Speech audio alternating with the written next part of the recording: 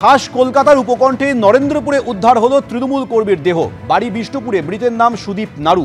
নোনা জয়কৃষ্ণপুরে ঝোপ থেকে উদ্ধার হয় গলায় ফাঁস লাগানো অবস্থায় তৃণমূল কর্মীর দেহ। সিন্ডিকেট এবং প্রমোটিং এর কাজে যুক্ত ছিল সে, গাড়ি চালাতো বলে তার পরিবারের দাবি। ৫-৬ মাস আগে গন্ডগোল হয়েছিল, পরিবারের তরফে এমন অভিযোগ করা হয়। নরেন্দ্রপুর থানায় খুনের অভিযোগ দায়ের করেছে পরিবার।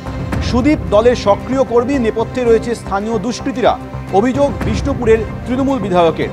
সিন্ডিকেটের জিনিসপত্র ফেলাকে কেন্দ্র করে গন্ডগোল, নেপথ্যে রাজনীতি নেই, দাবি পরিবহন প্রতিমন্ত্রী দিলীপ মণ্ডলের।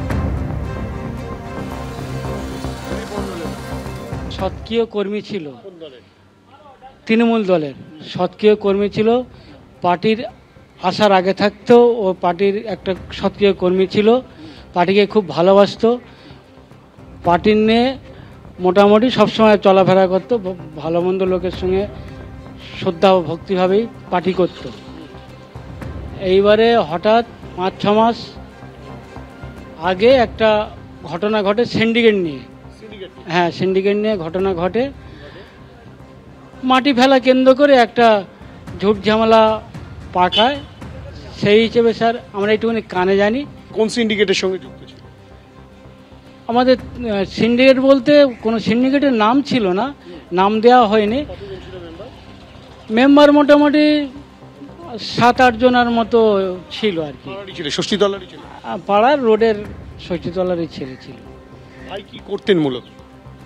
ও ট্যাক্সি চালাতো আর ওই মোটামুটি সিন্ডিকেট মাঝে মধ্যে থাকতো, পার্টিকে ভালোবাসতো। সিন্ডিকেটে কি প্রমোটিংও করতো?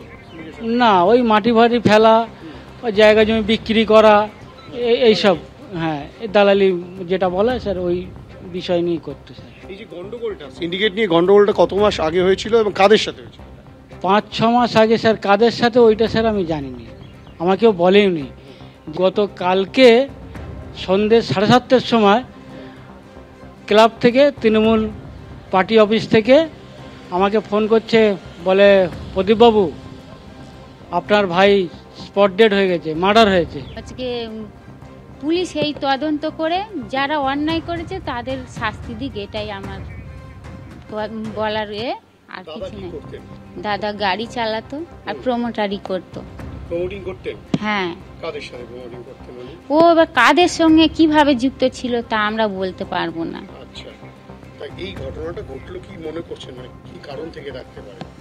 কি কারণ, আমিও তো এখানে সবসময় থাকি না, আমি আমার বাড়ি থাকি, কাজের মধ্যে থাকি, বলতে পারবো না। আক্রোশ ছিল, কেউ কখনো কোনো হুমকি দিয়েছিল? সেটা দাদা বলতে পারবে, আমি জানি না।